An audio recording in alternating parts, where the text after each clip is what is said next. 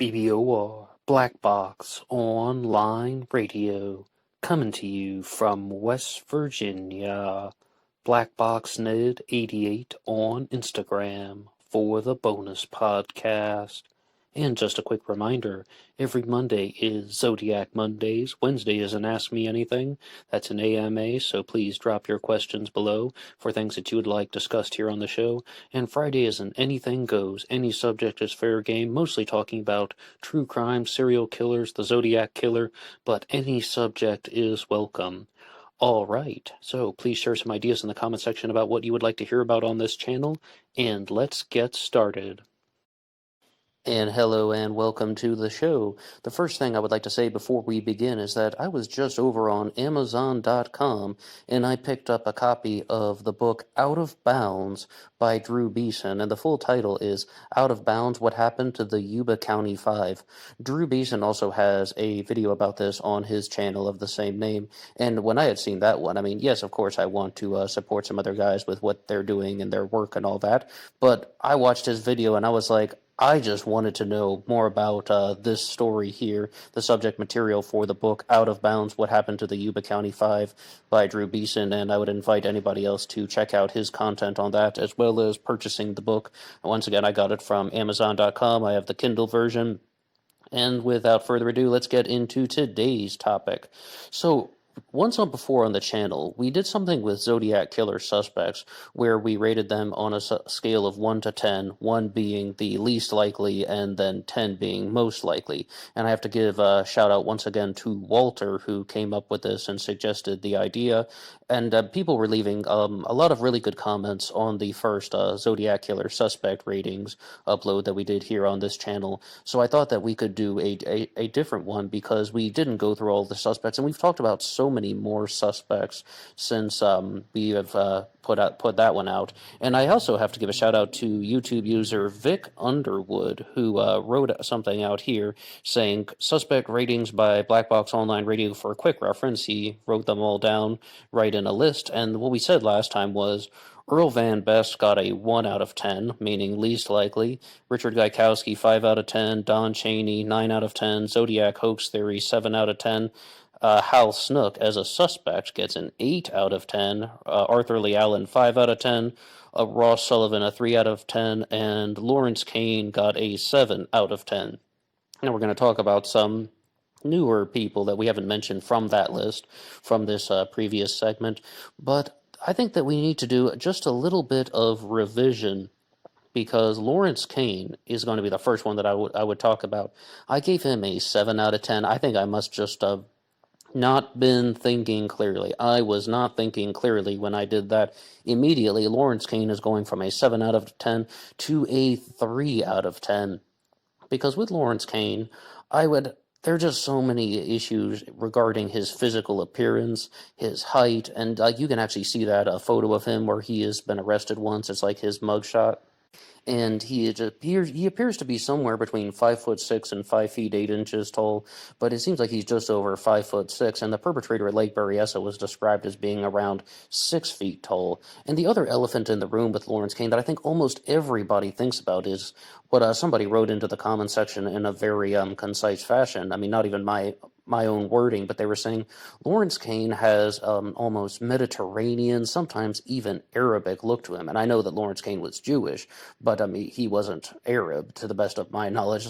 I mean, maybe somewhere in the genetic line, but that never came up in any of the physical descriptions, especially not after the Stein shooting. So they're also just, the physical appearance with Lawrence Kane is something that is just, I think a lot of people really aren't able to explain or answer.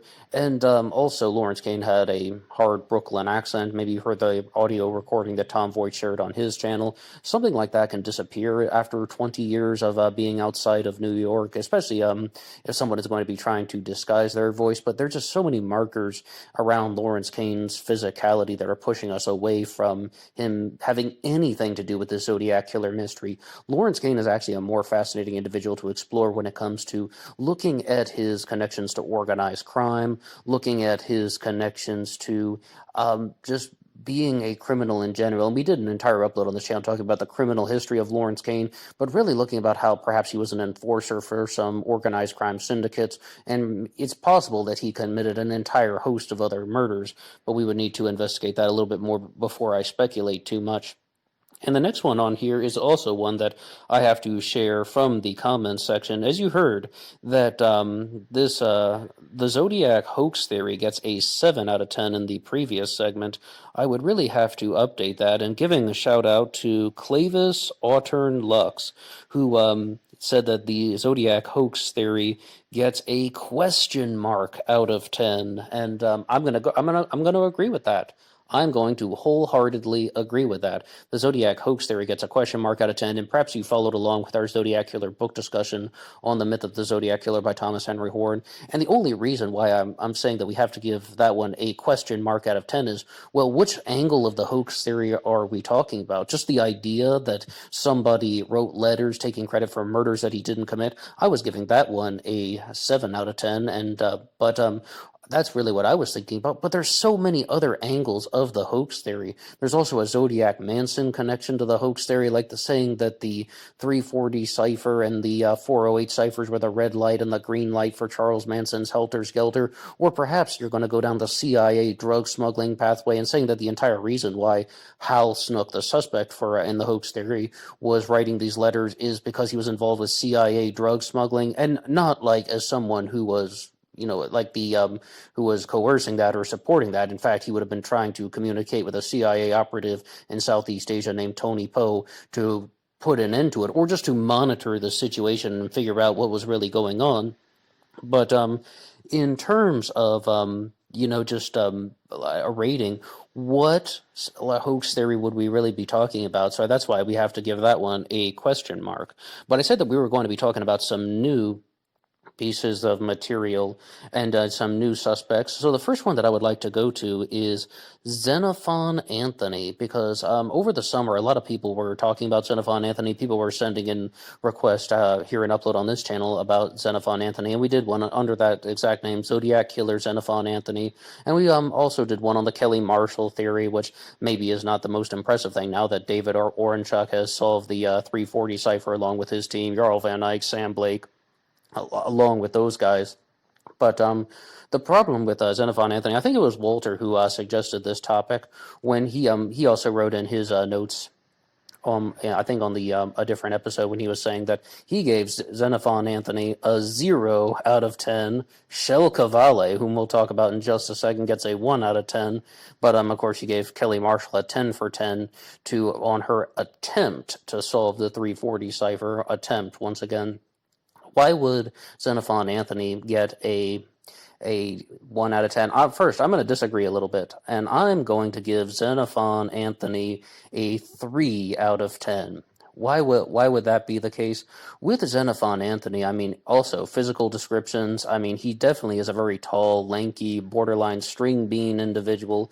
And with Xenophon, I feel that so many individuals were just harping down on the fact that perhaps he had some facial similarities to the Zodiac Killer composite sketch after the Paul Stein shooting. But when you look at Xenophon Anthony as a Zodiac Killer suspect, all they're doing is just trying to connect him to the Stein shooting, and everything else that their people are saying about the Zodiac Killer mystery, they don't seem to have very solid explanations for it. Somebody did write in recently saying that about why he believed that Xenophon Anthony was the Zodiac Killer, and this relates to the Halloween card and the material that was sent in with it.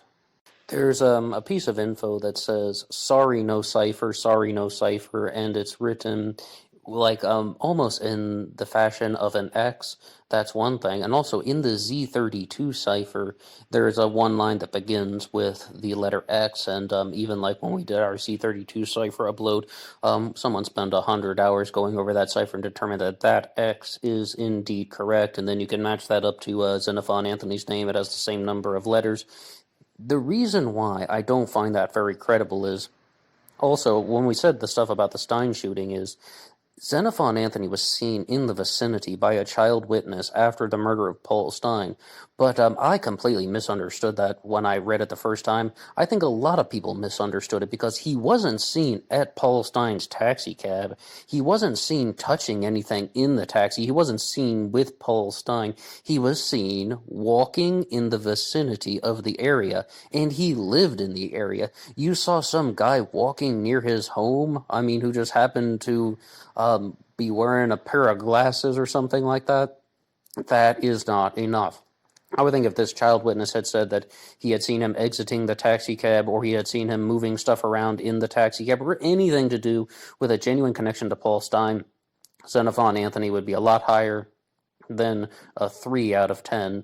And when we go over to Shel Cavalle, though, Shel Cavalle is someone who's heavily connected to Xenophon Anthony as a Zodiac killer suspect, because when we were doing these episodes, you could see that one theory out there is that there was this type of business rivalry between Xenophon Anthony and Shel Cavalle. I don't even know how authentic some of these accusations are, but this is how people are composing their theories on the internet.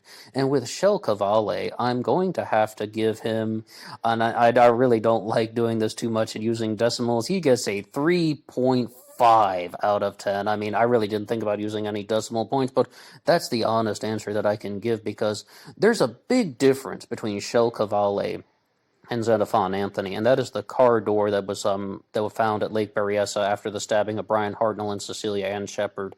Now, when I said that they're business rivals, they were both involved with importing and exporting, and Shel Cavalle most famously was involved with car importing. He imported over 1 million cars, and he was heavily involved with selling Volkswagen on the West Coast, one of the first people to do that. He was a very strong pioneer in terms of some things to do with the auto business on the west coast of America, Norwegian immigrant.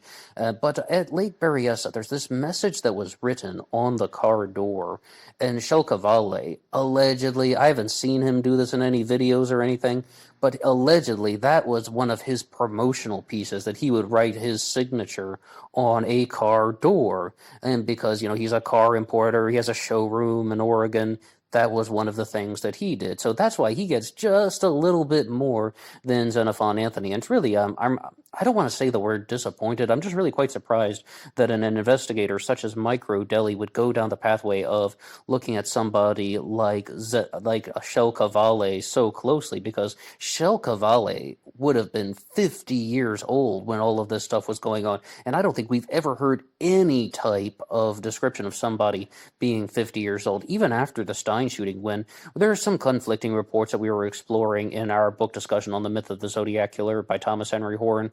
When we say that they're just conflicting reports, there's one report of some people are saying that the shooter was aged 25 to 30, and then some people are saying that the shooter after the Stein incident was 40 years old. But does that say 50 years old? No, I don't think so. A 50-year-old individual with a Norwegian accent, wouldn't that have come up some way, somehow? Wouldn't more people be saying that, okay, well, he looked like some guy who was approaching age 50, maybe he was around age 50? How would you explain anything when some people are talking about a 25-year-old suspect? Well, I don't believe that the Zodiac Killer was a 50-year-old Norwegian immigrant with a hard accent. And, in all seriousness, I don't think anyone who was involved with any of the murders was at age 50, possibly in the 40s. Because with this upload, I also wanted to explore some different types of theories, and I've said this once before on the channel. There was just one sentence that was just kind of inserted in there, and I wanted to talk about the Zodiac-Manson connection. The Zodiac-Manson connection, and what would we really say about that? Of course, it's like a question mark. What Zodiac-Manson connection are you talking about? But in all seriousness, I'm going to give the Zodiac-Manson connection a 0.5 out of 10. Why would I do that? Why would I give that such a low rating? Because the heart and soul of the Zodiac-Manson connection is that Bruce Davis was the Zodiac Killer. People like Howard Davis and Bill Nelson have been going on and on about this. If you're going to say that Bruce Davis is the Zodiac Killer, Yeah, absolutely. 0.5 out of 10. Especially if you want to make the claim that he committed all of the Zodiac killer murders in 1968 and 69, by almost all accounts, people believe that Bruce Davis was out of the country in 1968. Really, it's the entire fall, all the way to the spring of 1969. He was in England, as well as going to continental Europe and visiting North Africa as well, and he didn't return to America until the spring of 1969, so he couldn't have committed the Lake Herman Road murders. So people try to account for that in their theories by saying that it's possible that there were three different members of the Manson family that committed the murders. And I even read this on one website once, that Charles Manson is a Zodiac killer suspect, little 5'6" Charles Manson. I don't really necessarily believe that that is super credible. I've never read that except one place, so like I don't really think anyone seriously thinks that Charles Manson is the Zodiac killer, but lots of people talk about Bruce Davis, Charles Manson's former right-hand man, as being a genuine Zodiac killer suspect. The problem is, though, I mean, Bruce Davis also had a very hard Tennessee accent that he never lost. He was from East Tennessee, and you can even listen to him in his BBC interview here on YouTube. That's actually a great listen to, and I mean, if anybody can sort of accept his own wrongdoings from the Manson family, it would be Bruce Davis. But if we're going to really look at some other possibilities with the Zodiac Manson connection, I have to give a shout out to somebody who left a comment once with the channel, and I think it's perhaps the best comment ever made here on Black Box Online Radio, when they were saying, I don't believe the Zodiac Manson connection, but I like hearing about it. And I mean, I think that that is perhaps the most honest thing you could say. I love exploring that stuff about the Zodiac Manson connection. I love learning about the possibilities. I love learning about all of the ways in which things are put out. Especially think about what we said in regards to the Zodiac hoax theory about how the 408 cipher could have been the green light for Charles Manson, and the 340 cipher could have been the red light. It's a red light, green light operation. I mean, like a go signal and a stop signal for Manson's Helter Skelter, or all of the events that were about to take place in Cielo Drive, the Tate LaBianca murders, as well as the other people who were involved with this, and Manson just going on his rampage, going off to the Barker Ranch and such, especially when you want to look at the possibility of this all being controlled by the CIA. Now, that is one that I think would definitely be higher than a 0.5, because that's saying that the Zodiac connection and the Manson connections are all established because of a CIA operation to destroy hippie culture. You have this web of darkness that would have been created in San Francisco, the most holy city to the hippies, via the Zodiac killer. He terrorized the Bay Area. And then you would have Charles Manson operating in Southern California, in Los Angeles, becoming the poster individual for how sex, drugs, and rock and roll make you go crazy. So if you actually want to entertain that one, I would say that that one should be much higher on the list. I'm not exactly sure what, but the overall entire package of the Zodiac Killer Manson connection is still going to be a 0.5. I mean, I think sometime in the future, if I do a little bit more evaluation, I would be able to tell you exactly what we should say about having a CIA Zodiac connection, because that's really what that theory that I just stated was. That's more about the CIA as being the heart and soul of all of this, and that they're using the media coverage around this to manipulate the thinking and the culture of the United States of America. Okay, so then will bring us to our next suspect, and that is going to be Theodore Kaczynski, the Unabomber. We did a big special on this one called the Zodiac Unabomber Connection. It's available here on this channel. And before we say anything else about Ted Kaczynski being the Zodiac killer, there's a book out there by Douglas Oswell, I think I got his name right, called just that, the Zodiac Unabomber Connection, and I would definitely like to read that in the future because of the exact same thing that we said about the Zodiac Manson connection. I don't necessarily believe it, but I like hearing about it. And we've also interviewed Mark Hewitt here on this channel, and we've talked about some things in regards to Ted Kaczynski and the psychological experimentation that he went through, and with which is connected to the OSS, perhaps the CIA, but it seems like in just the 1960s and thereabouts, there was just an enormous amount of mind control experiments, and they put out a mini-series in Canada. It's called The Sleep Room. I thought it was just going to be a movie, but it's actually an entire mini-series. It's about 3 hours long, but you can watch it here on YouTube for free, that talks about a doctor named Donald Ewan Cameron, and how he wanted to do some groundbreaking things with psychiatry, but he just became so obsessed about doing things in a glorifying way that he received funding from the CIA to conduct psychological experiments, which are borderline torturous, like forcing people to listen to audio recordings on repeat over and over again until they went, what? Insane. And the CIA seems like it was heavily involved with all sorts of experimentation in regards to the way that they were just trying to control the human thought process for a variety of reasons. But when we're going to examine Ted Kaczynski as a Zodiac killer suspect, believe it or not, he is going to be getting a 6 out of 10. Why would somebody like Arthur Lee Allen get a 5 out of 10? Why would somebody like Richard Gaikowski get a 5 out of 10? But Ted Kaczynski, the Unabomber, is going to be getting a 6 out of 10, and there's a very important reason for that. Firstly, after interviewing Mark Hewitt, he said that some of the popular internet myths about Ted Kaczynski are that he was eliminated as a suspect by the FBI. He was eliminated as a suspect by SFPD. These apparently have turned out to be false. They never eliminated him as a suspect. And the second thing is that Ted Kaczynski's fingerprints did not match the prints that were taken from the Stein cab out on October 11th of 1969. That was also turned out to be false. It's not that Kaczynski's fingerprints did not match. It was deemed inconclusive. That's not going one way or another. But those aren't the reasons why I would give Ted Kaczynski a 6 out of 10 in regards to being a Zodiac killer suspect. Instead, I would say that I was really captivated by the idea of Kaczynski as a paranoid schizophrenic, a high-functioning paranoid schizophrenic, because I was very critical of Ross Sullivan as a Zodiac killer suspect. Even just talking about that alone, like saying that just the amount of obnoxiousness that Ross Sullivan would break out into, running around naked in public, getting arrested for indecent exposure, as well as trapping a man inside a telephone booth. I just didn't feel that lined up with anything else in the Zodiac killer mystery. The Zodiac killer seems so controlled, and after learning more about Ted Kaczynski, he received a provisional diagnosis of being a high-functioning paranoid schizophrenic. The provisional diagnosis is for paranoid schizophrenic, but he was very high-functioning.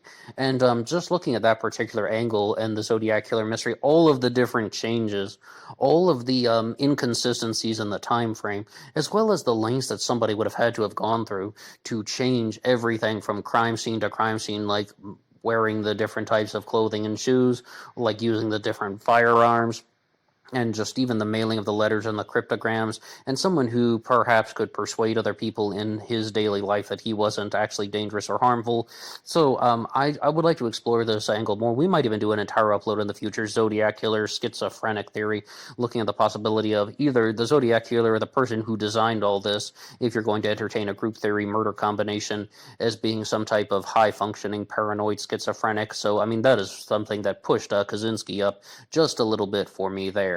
Okay, and everybody please stay tuned. We will be right back after a quick commercial break. Bum ba bum bum bum ba bum bum bum ba bum bum bum. At this time, I would like to talk about some of the ways in which you can help Black Box Online Radio. This channel relies on your support, and the best way you can help out is just by listening to some more content. If you like what you hear, you can hit that like button, subscribe, and share with your friends on social media. But I should also say that Black Box Online Radio now has a Teespring page, and there will be some links in the description box. Please feel free to check out some of the merchandise that is available. Almost all sizes and colors are listed. So, you can also help out by going over to the Zodiac Killer channel and watching the documentary series Obsession into Darkness, parts 1, 2, and 3. I was one of the contributors for that, and you can see some other great Zodiac content on the Zodiac Killer channel. And yes, there will be a part 4 of Obsession into Darkness at some point in the future. And for now, let's get back to the show. And welcome back. In addition to everything that you heard in that little segment there, I would also like to say that we are still doing our book discussion on The Myth of the Zodiac Killer by Thomas Henry Horn, and the next segment will be coming out tomorrow to anybody who's listening to these things live as they come out regularly. And if you are listening in the future, please feel free to check out our book discussion on Thomas Henry Horn. We have just a few episodes left in that one, and then we will be continuing with the more conventional format of the show, Monday, Wednesday, Friday, as you see here. But we talk a lot about the Zodiac hoax theory on this channel. I think it's a fascinating theory, but I do not endorse it. I was definitely going down that pathway earlier this year, like really going down the pathway of even perhaps coming to some type of endorsement of that. But then I learned about Don Chaney as a Zodiac killer suspect and the narrative that was created inciting in on the Zodiac killer.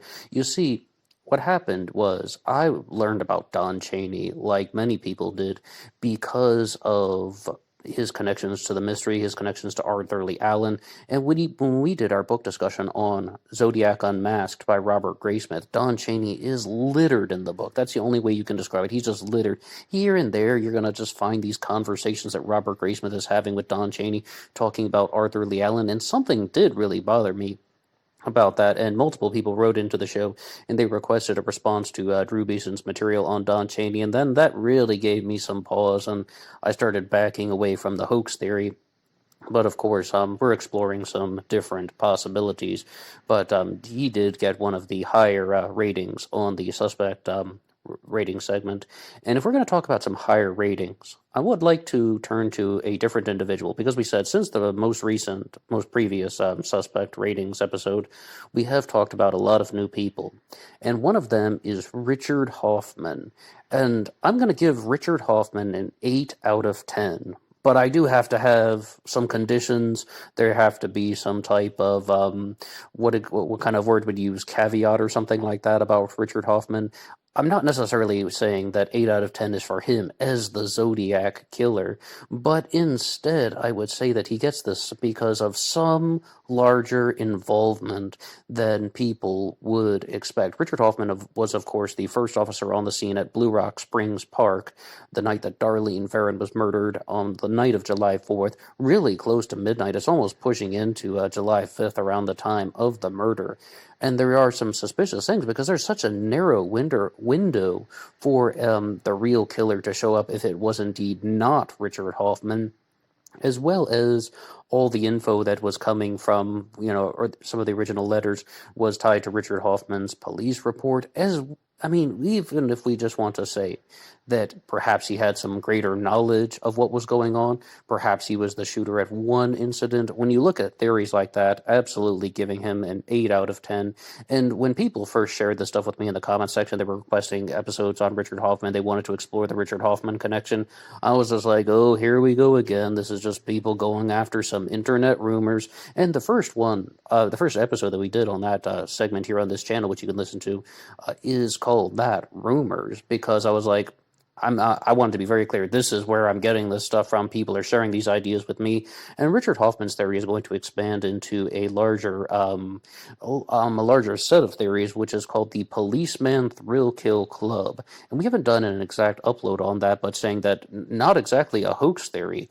Yes, indeed, there were real murders, and they were orchestrated by police officers, and they were going to do this under the guise of the quote-unquote Zodiac killer, or create some type of serial killer legend that would just take the blame for it. In short, they found a way to commit murders and get away with them. I mean, you have to be very careful when you're going to be accusing somebody of something like that, because that's not only just saying that, hey, this is a suspect in the Zodiac mystery, that is just dragging an entire police department and multiple police departments through the mud, because I think if you're going to entertain the Policeman Thrill Kill Club, you're going to have to also bring in Napa County, and you would just have to look at all of how these departments just got together with some group of guys who decided that they were going to murder people and get away with it. But the problem is, though, there is just such a small time frame that is going on at Blue Rock Springs Park, and there's also the theory that Darlene Ferrin was a confidential informant, and that it was actually a sting operation to set somebody up. Thomas Hornets talked about Jim Phillips Crabtree in the past a lot, but it could also be just a sting operation to set up a criminal named Donald Warren Porter, and that whoever was the target figured out what was going on, and that's why they murdered Darlene Ferrin and shot Mike Mageau. Or, maybe Mike Mageau was the informant. That was a comment that came in, I believe, was that from Evan, who shared that in the comment section below, saying something to that effect. Maybe it was actually Mike Mageau who was the confidential informant, but no matter what, it would be same story, and then Darlene Ferrin's just in the wrong place at the wrong time. A lot of possibilities exist with that, but I just need to be 100% crystal clear. I would not accuse Richard Hoffman of committing all of the Zodiac killer murders. I mean, if he did it, then he did it. I mean, there are possibilities, and somebody once wrote into the channel saying that anything's possible with the Zodiac killer mystery, but I'm definitely giving him an 8 out of 10 for larger involvement in the case. Another suspect that we talked about recently on the channel was Robert Linkletter. Robert Linkletter was With Robert Linkletter and any connection to the Zodiac killer mystery, we first have to remember that he is also part of that Zodiac Manson connection that we were talking about in the early segment. It was mostly saying that if it was just the Manson family members like Charlie and Bruce Davis, and that it was all orchestrated by the Manson family, that's what gets the real 0.5 out of 10. Because the Robert Linkletter theory goes in a variety of directions, and if you just want to look at him as a person, I can give him a 7 out of 10. He is a perfect example of when I was once again surprised by what I found. I mean, people were requesting just to hear about Robert Linkletter as a Zodiac killer suspect. I mean, there definitely have been suspects that people have talked about in the past, or they've requested uploads on in the past, and even ones that I've just learned about. And I'm like, yeah, there really doesn't seem to be any credibility here. It's just that someone has proposed a suspect, and I was just like, if somebody has talked about one of their suspects, and let alone that, but even if they have gone to the length of writing a book about their Zodiac killer suspect, we can discuss it here on the channel, and we can look at their information, and if we disagree with it, then we can say why. I would say with the Robert Linkletter connection, it appears that the strongest aspect of it is the chronology about the way in which the murders were committed in terms of the time frame. Because if you look at the months of September and October of 1969, what you have is the Lake Berryessa stabbing on September 27th. Then you have Robert Linkletter's sister Diane committing suicide like 1 week later. What was that, on October 4th of 1969?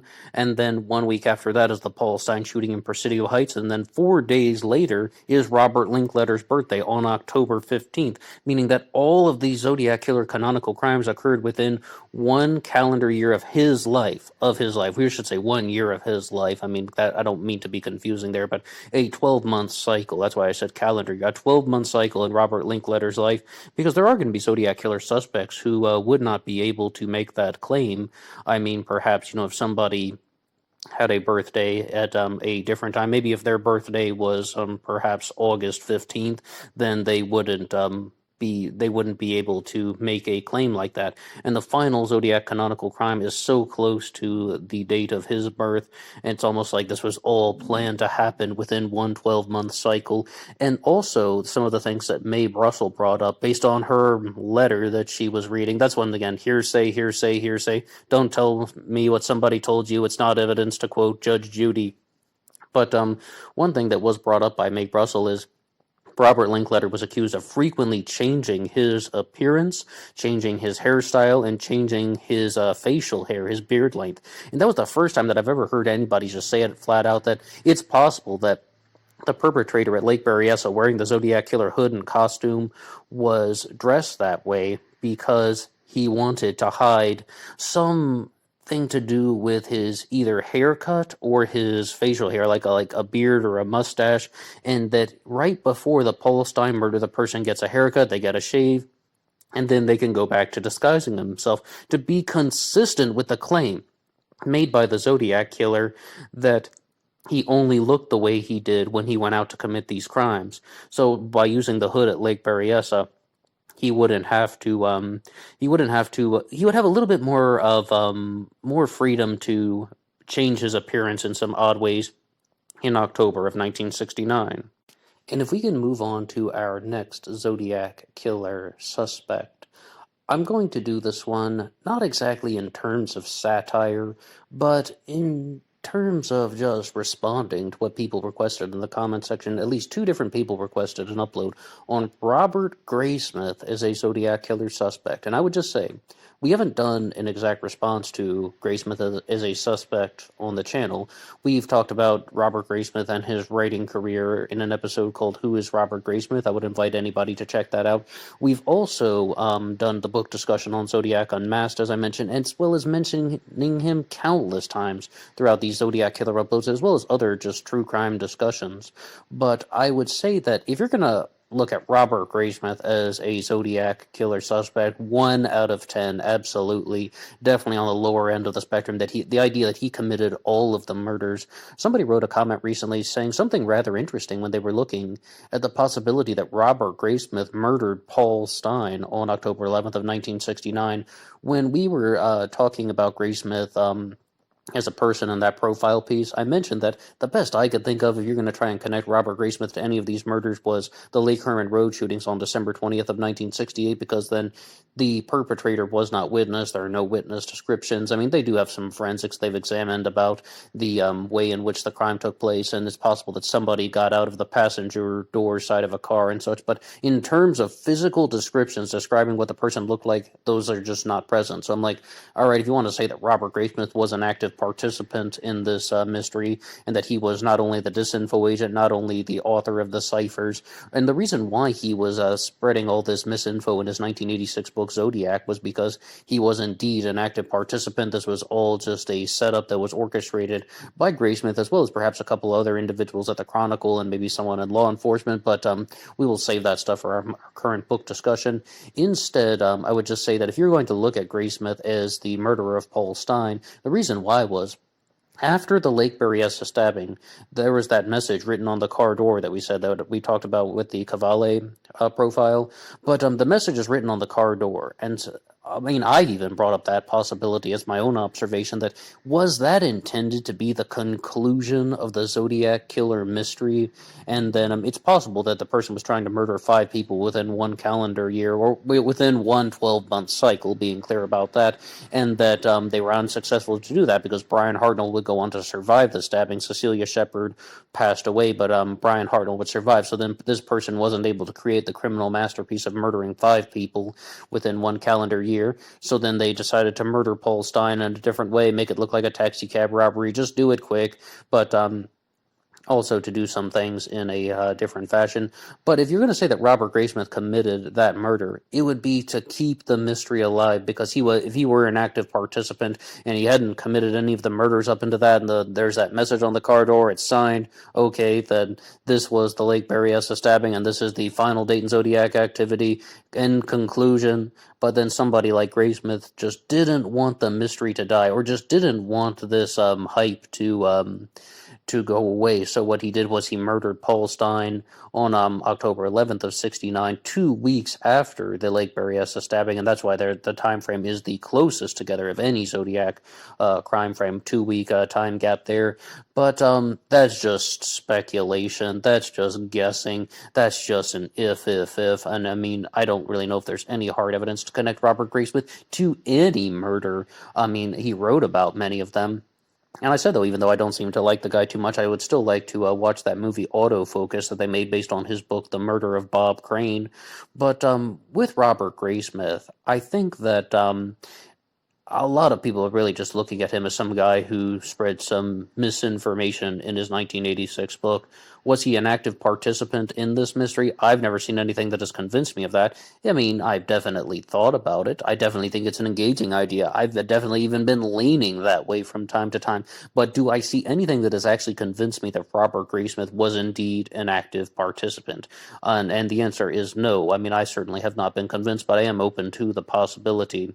In regards to that whole concept of, like, was the Lake Berryessa stabbing meant to be the conclusion, and then somebody murdered Paul Stine 2 weeks later, we've been talking a lot about the 340 cipher because it's been solved by David and his guys, Jarl Van Eyck and Sam Blake. They have been, accredited with solving the Zodiac 340 cipher, and it seems mostly to most people's satisfaction that it has indeed been solved. And when I was listening to the Stones Unturned this week, and they're talking about how it didn't reveal the location of Paul Stine's keys and wallet, the solution to the 340 cipher, it didn't share any of that info. And I was just thinking, wow, that would have been such a better thing to do in the 340. I mean, bury Paul Stein's wallet in the ground or something. Of course, yeah, make sure there are no fingerprints on it or something.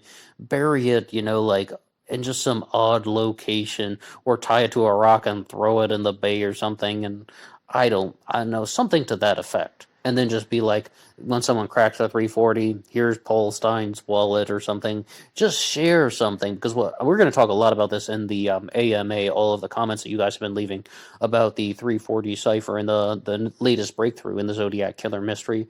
But it's definitely not a very satisfying solution. In short, I mean, some people are just saying this is just the Zodiac carrying on with his babbling, more or less, and more or less that does appear to be the case. But I think we're going to have to leave it at that for now. What do you have to say about any of the suspect ratings that we've shared on this channel? What do you have to say about any of the suspects that we've mentioned? And you can also comment on the ones that we talked about in the previous part when we read off the people like Gaikowski and Lee Allen, as well as anyone else from that first list. What do you have to say about the suspect ratings? Please share your comments and ideas in the section below. That's all for me now. I will see you on Instagram for the bonus podcast. Until next time.